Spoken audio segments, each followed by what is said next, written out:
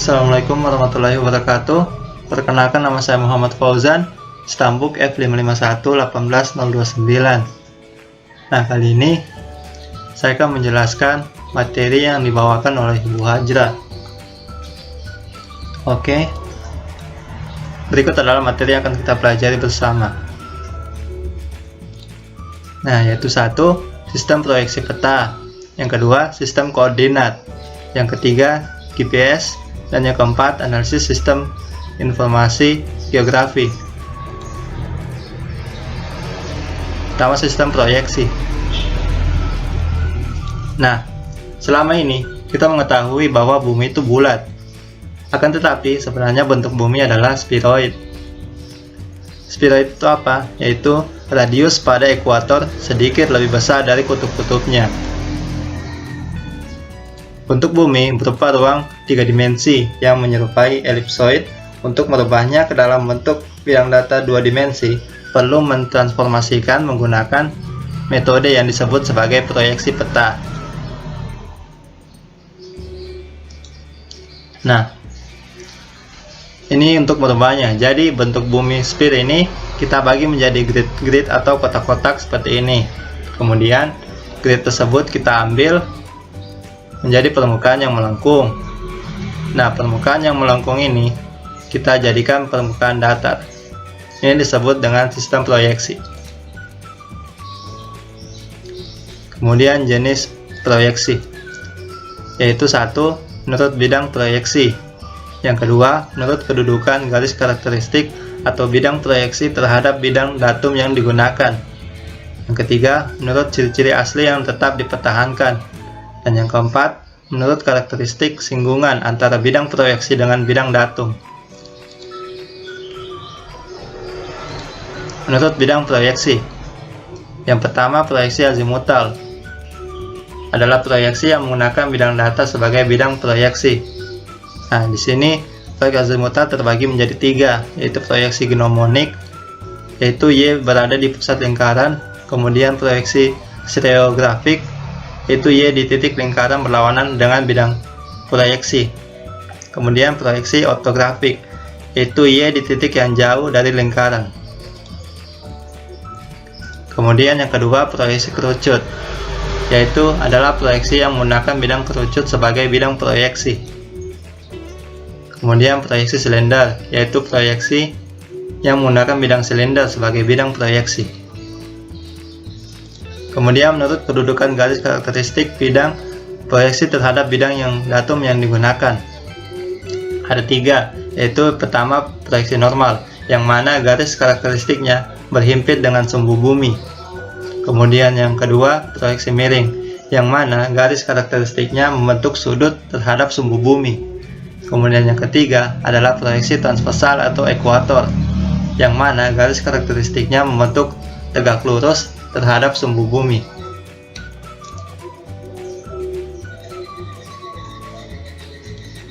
Nah, kemudian menurut ciri-ciri asli yang tetap dipertahankan ada 3, yaitu pertama, proyeksi ekuidistan, yaitu jarak pada peta sama dengan jarak di permukaan bumi. Yang kedua, proyeksi konform, yaitu sudut dan arah di peta sama dengan sudut dan arah di permukaan bumi. Kemudian yang ketiga, proyeksi ekuivalen, yaitu luas di peta sama dengan luas di permukaan bumi. Kemudian menurut karakteristik singgungan antara bidang proyeksi dengan bidang datum, seperti di gambar, yaitu ada 3. Yang pertama, menyinggung, kemudian memotong, kemudian tidak menyinggung, dan juga tidak memotong.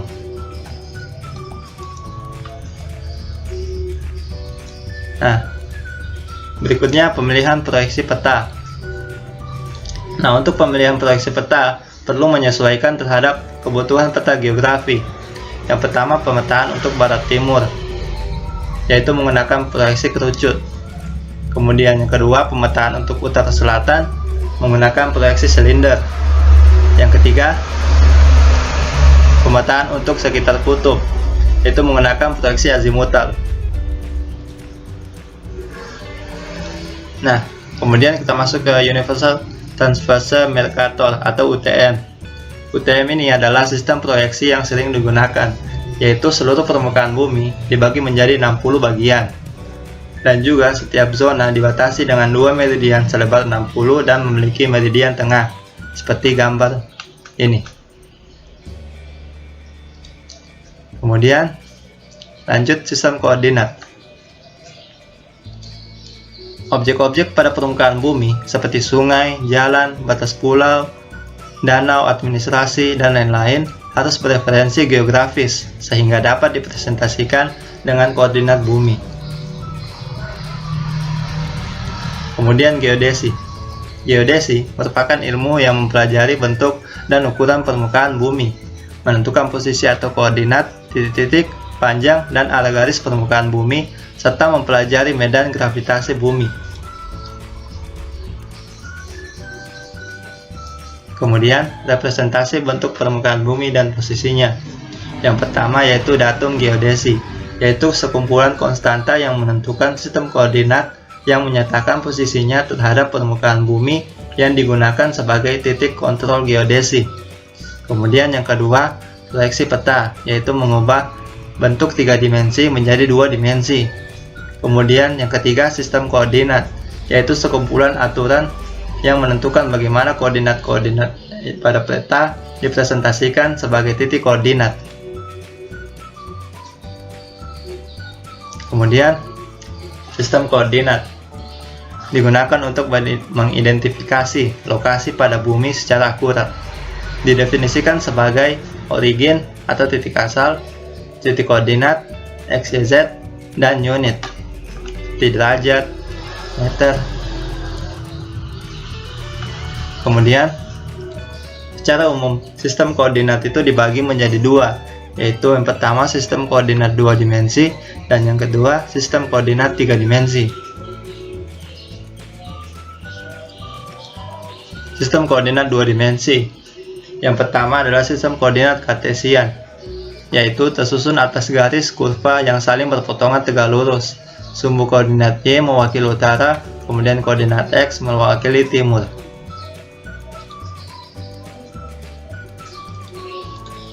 Kemudian, yang kedua, sistem koordinat polar, yaitu mendefinisikan posisi menggunakan komponen jarak dan sudut. Kemudian, sistem koordinat 3 dimensi terbagi menjadi 2 juga sama, yaitu sistem koordinat kartesian tetapi dia menggunakan X, Y, Z, kemudian sistem koordinat polar seperti gambar berikut.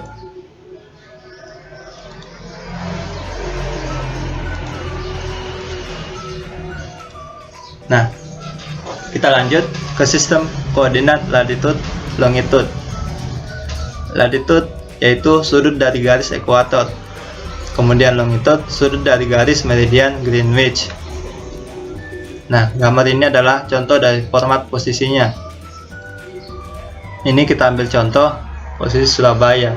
Cara membacanya ini yaitu 07 derajat 14 menit 14,1 detik lintang selatan dan terletak pada 112 derajat 44 menit 20,3 detik bujur timur. Kemudian 3. GPS. GPS, Global Positioning System, adalah sebuah sistem yang dapat menunjukkan posisi benda di permukaan bumi secara cepat di semua tempat, pada semua kondisi, dan pada setiap waktu. GPS dikontrol oleh Department of Defense, DoD. Kemudian sistem navigasi. Sistem navigasi ada 5, yaitu sistem navigasi kuno, yaitu penghuni gua memberikan tanda pada dinding gua pelaut terpegangan pada posisi bintang. Yang kedua, sistem navigasi kompas, yaitu memberikan arah utara. Kemudian, sistem navigasi sextant, yaitu memperkirakan sudut tinggi bintang, bulan, dan matahari di atas horizon. Kemudian yang keempat, kronometer, yaitu mampu memberikan informasi posisi garis lintang, lintang utara atau lintang selatan. Kemudian GPS, itu memiliki cakupan area yang sangat luas. Kemudian kita masuk ke fungsi GPS. Yang pertama, menghitung jarak dan arah dari lokasi tempat kita berada. Dan yang kedua, menyimpan dalam memori lokasi kita berada. Kemudian yang ketiga, menampilkan kekuatan baterai, posisi satelit, dan kekuatan sinyal.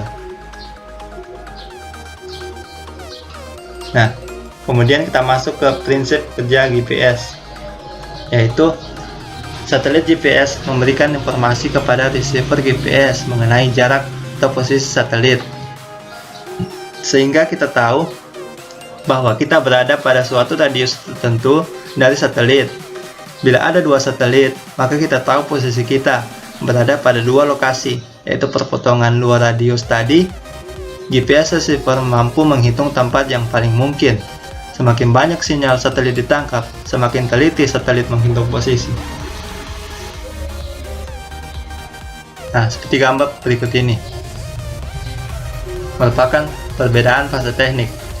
Ada single difference dan multi difference. Gunanya apa? Teknik ini digunakan untuk menambah ketelitian pengukuran. Kita lanjut ke sumber kesalahan pada GPS. Yang pertama adalah noise, yaitu gangguan pada sinyal. Yang kedua adalah bias, selective availability, multipath delay oleh ionosphere dan troposphere. Kemudian yang ketiga blunder, yaitu kesalahan pada user.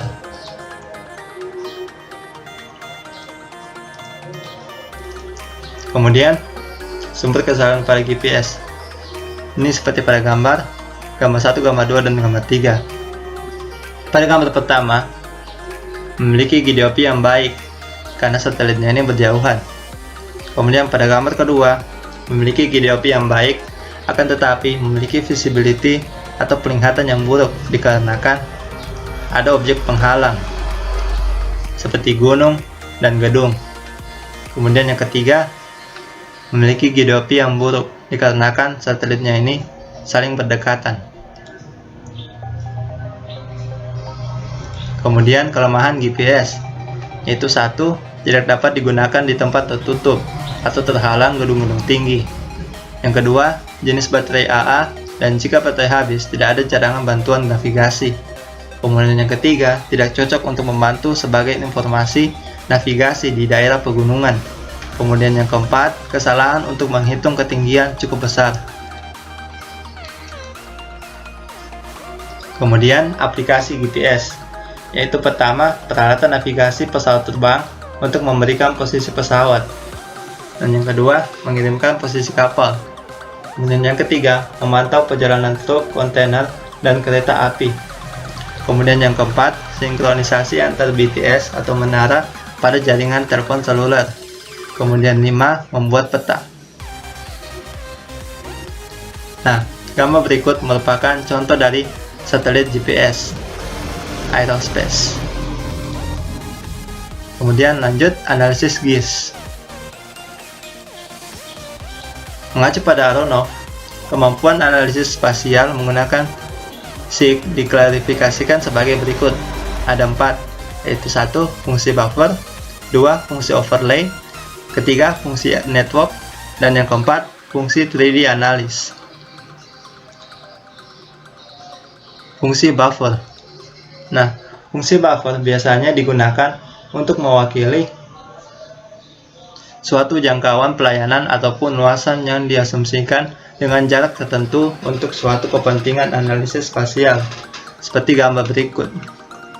Nah, ini gambar yang bulat ini merupakan fungsi buffer pada poin. Nah, yang garis ini merupakan fungsi buffer pada polyline. Yang terakhir merupakan fungsi buffer pada polygon. Kemudian kita lanjut fungsi overlay.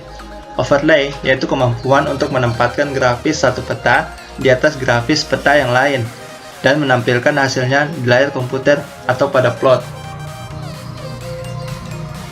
Nah, bisa dilihat di sini, gambar berikut adalah topological overlay. Yang pertama adalah union. Untuk outputnya menggunakan seluruh area dari input coverage dan union coverage. Selanjutnya, identity. Untuk outputnya, area identity coverage ini dimasukkan ke dalam input coverage sehingga hasilnya seperti ini. Kemudian yang ketiga, intersect, yaitu outputnya mengikuti bentuk dari input coverage-nya. Hasilnya seperti ini. Kemudian fasilitas pada overlay. Yang pertama, dissolved terms. Pada dissolved terms, kita menghilangkan batas antar poligon karena sebenarnya daerah tersebut sama. Ini yang grid atau kotak-kotak ini dihilangkan menjadi seperti ini.